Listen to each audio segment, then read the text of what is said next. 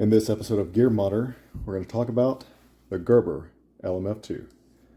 Let's get started. The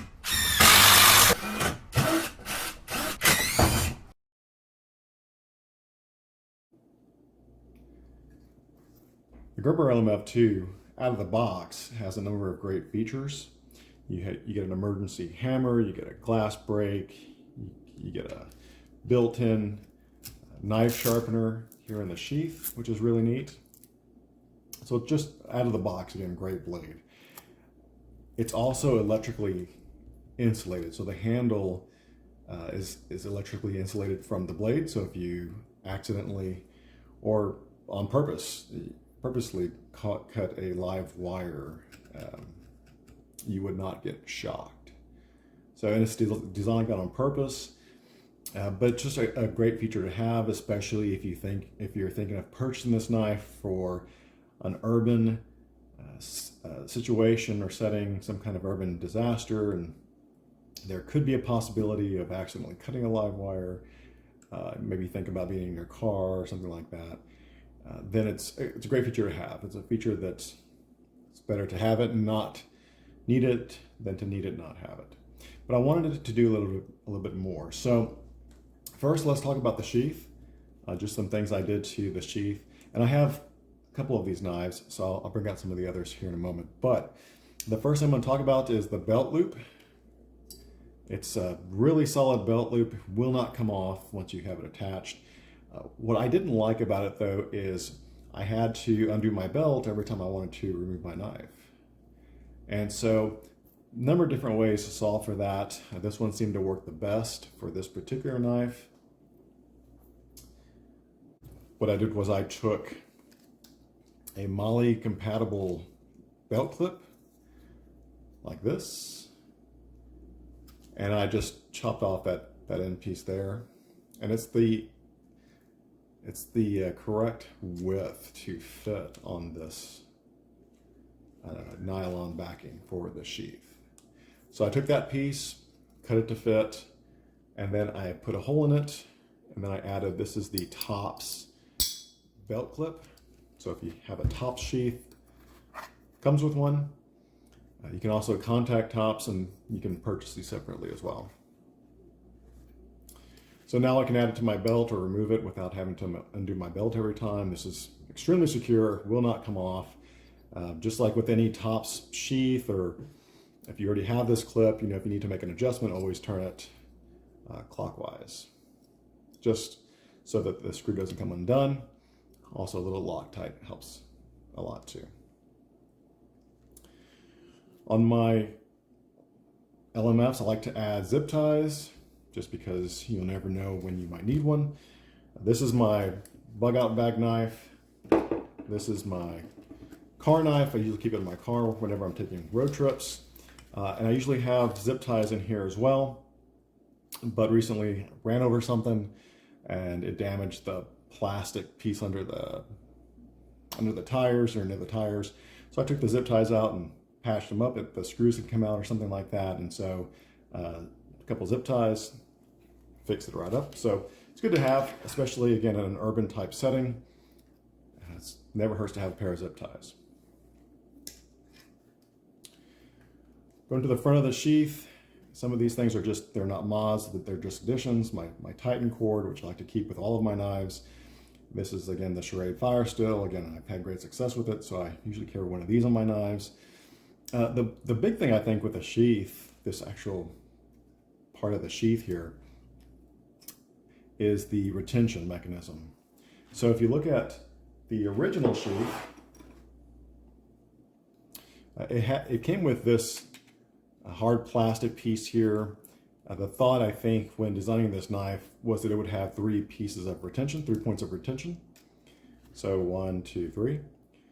And the thought, I believe, is that if you were parachuting out of a plane or in a plane crash, having these 3 points of retention would keep the knife from falling out of the sheath accidentally, and so you wouldn't lose your cutting edge. And so they designed it, and it works really well. I mean, it's very secure. even without the 2 additional points of retention. Couple of problems though. Again, just thinking about it from a bug out bag perspective, it can be challenging sometimes to quickly deploy your cutting edge if you need to, because, and this is another LMF that I've kind of just played with and torn up and tested things on, so you have to ignore this guy. But if you needed to deploy your cutting edge quickly in an emergency type situation, if you're tired or your hands are sore or whatever, it can be a little challenging. So a couple of ways you can solve for that. On my bug out bag knife, I went ahead and I just removed this clip altogether, and instead I replaced it with a piece of Kydex. So now when I want to deploy my cutting edge, I can just pull it out without any kind of issue. Although it still holds it in place, so if I'm running, it's not going to pop out on me. I'm not worried about that. And of course, if I have the additional points of retention clipped down, it's not going anywhere. So this is again just one way you can solve for that if it's too much of a problem. The other way that I have solved for it too, if I go back to this knife for a moment, is you can add just a little bit of gun oil to the guard of the LMF2, and it makes it easier to go in and out of the sheath. The other thing you're going to have to do though is there's this nylon piece here in the back of the sheath that goes into the plastic part here. So if you look on this knife, there's these grooves here. The nylon piece weaves into those 2 slots. You have to remove that. If you leave that in there, the tension will still be a lot. So even with gun oil, it can be sometimes difficult to remove this knife from its sheath. So on this one, I left it in, changed out the outer piece, and so the tension is exactly where I want it for the purpose of this particular blade. Again, this is my car knife, and so I wanted to keep all 3 points of retention in case I do get in a car wreck or something. You know, I don't think it's going to fall out of the sheath anytime soon, but I decided might as well just keep it. One thing I'll note is if you decide to not use that nylon piece to connect it to the harder sheath here, if you decide not to use that, then you only have 2 points of connectivity with the with the rubber sheath, the plastic overmold sheath, and the nylon sheath. So it's just these 2 straps holding it on. So on this one, I took that extra piece here in the back. I took that extra piece there in the back, and I converted it to a lower connection point. So, and it holds the overmold sheath to the nylon piece. So it still has 3 points connecting it. And also it's bolted on there too. So again, no concerns with it falling off. I just wanted to mention that in case you decide to make that mod. The other thing I added to this sheath, again, it's not a mod, just kind of an addition, is I added this is the Leatherman bit kit. Use some of the bits, so some of them are missing. I'm going to replace them here just a little bit, but I'll show you why I've added this here in a bit. No pun intended. All right, let's get to the blade.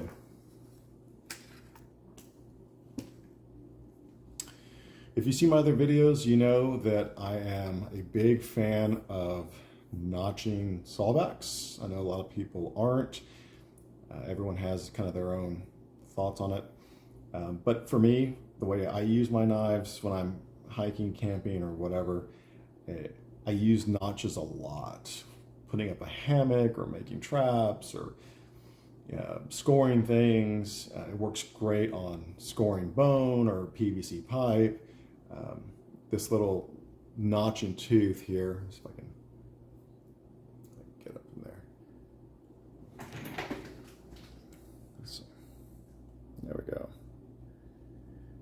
It does a really good job, and it's really sharp. It does a really good job of scoring things. So the one thing that I'll note, again, if you're thinking about making this mod on your LMF2, adding this notching sawtooth, make sure you can reach it comfortably with your thumb. So if you're going to score something, for example, like this piece here, let's assume that's a piece of pipe. You want to be able to give it that kind of extra tension here to score it. So it's good to reach it. If you can't reach that notch, then you're going to have a hard time with that. So on this blade here, there's just enough room right there to lay a finger without cutting yourself, and then using your notching tooth there for scoring. Like on my other knife, I made the front groove here just a little bit deeper, so it works really well as a fence breaking tool or a barbed wire breaking tool. You know, just lay it on the piece of fence and you move it back and forth and it'll snap it. So I think that's important to have that. In my opinion, I've used it several times in the woods. You come across barbed wire or whatever the case may be, or an old fence, and you got to get through. I have used it. You can also use it to take a hot pot out of your fire too if you need to. So it's good to have, I think. In my opinion, of course, everyone has different views on it, but I wanted my urban situational emergency knife to have that functionality. The other thing I did with this knife is, again, it's an electrically insulated handle. And so I'm not going to get into the tang and everything else, but they added these little plastic pieces here. So I'm guessing that has a part to play in the insulation properties. I don't know. I don't think so, but that's the only thing I can figure is why they added them there. That, or to give maybe a little stiffness to the guard, perhaps. But they're there nonetheless. And so when you buy your LMF2, bring this one back out because this one I haven't modded the blade at all. When you buy your here, let me clean some of this up. When you buy your LMF2, you look at the front here, because again I haven't touched this one yet. But let me bring this up to the camera here so we can. You might see a little bit of a gap. I mean, it's just barely, especially on the newer knives. The upgraded rubber on the guard, it's just barely there. But if you don't want it to be there at all, what I ended up doing is I stretched it out with the tool and I poured in some epoxy putty all the way around the blade, put it in a vise, let it sit overnight, problem solved. It's a very solid guard. Do I think that this is going to cause any issues? I do not, but I just didn't want it, so problem fixed. Let's get back to the sawtooth for a moment. The one thing that I would recommend too, if you're going to make that sawtooth or you're going to make that fence break, maybe grab one of these Leatherman bit kits. It does actually work really well as an emergency screwdriver. So if you need to, if you need access to a screwdriver, you don't have, normally I have a Leatherman on me, so this is not my go-to tool or first choice, but it would work. It would work as an emergency screwdriver if you needed it. So just a thought there, if you're going to do this, wouldn't hurt to pick up one of these Leatherman bit kits. And it stores real nicely here in the bottom of your LMF2 sheath. So great addition, I think. Again, thinking about it from a situational perspective, right? If you're in an urban type situation, there are many scenarios in which you might need to have an emergency screwdriver. The LMF2 is definitely not what I would consider to be a wilderness blade. Let me go back to this poor guy. If you wanted to make mods, I've seen some people do this. It does actually work really well with this quarter round here. Just kind of got rid of the serrations, put a little bit of and this is not really a quarter round. It's more of, well, not even that. But it does great with making feather sticks, fire tinder, shavings and such. Does really good. This is another example of a sawback that I've tried before. This is more of a toothy sawback. Again, not designed to cut down trees, but just designed for notching, right? To put a quick notch into a piece of wood, traps, snares, hammocks, whatever the case may be. And then this had another purpose here, but then I changed my mind at the last second. I might do something else with that. But again, this is kind of my test LMF2.